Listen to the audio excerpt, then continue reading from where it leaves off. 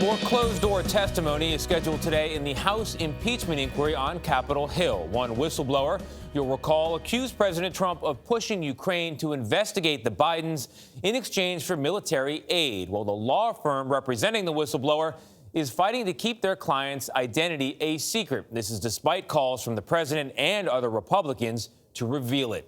CBS News special correspondent and co-host of Showtime's The Circus, that's Alex Wagner, spoke with an attorney at the law firm.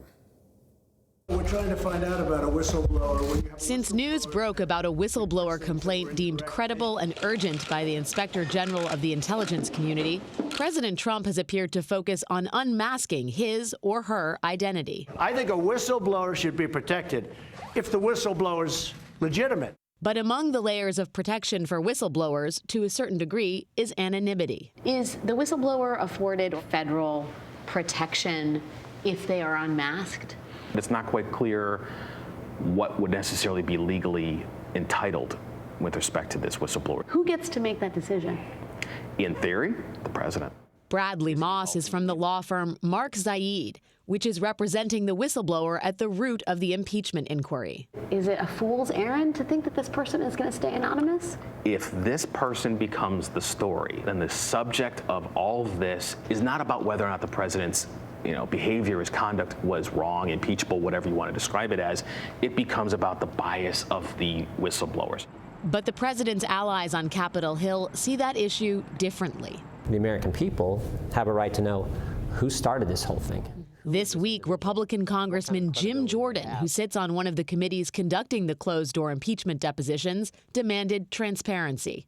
You've called for this person to be unmasked. Do you worry that harm may come to him or her if he or she is unmasked? Look, we don't want any harm for anyone. But given the president's rhetoric on this. No, we don't want harm on anyone, but what I do know and what I do worry about is the idea that you have someone who is anonymous, who has no firsthand knowledge, right, and who has a bias against the president.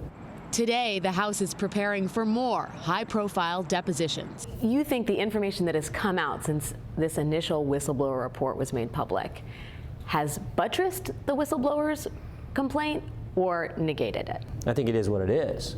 It's the transcript. And the two most important people in this whole issue are President Trump and Ukraine President Zelensky. They both said there was no quid pro quo.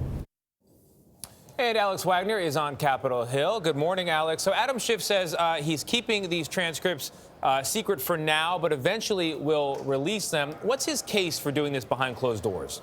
So House Democrats say, look, this is a fact-finding mission, and it's important that we get at the truth. And as such, we can't have witnesses coordinating their stories with one another. So these proceedings need to happen behind closed doors. They further say that Democrats and Republicans in the committees are getting equal time, so this is a fair proceeding. That has not convinced House Republicans, who are lashing out at Adam Schiff, and Democrats saying this is a secret Soviet-style set of hearings. Alex, the ambassador to the European Union, Gordon Sondland, goes before lawmakers today. Why is his testimony so important?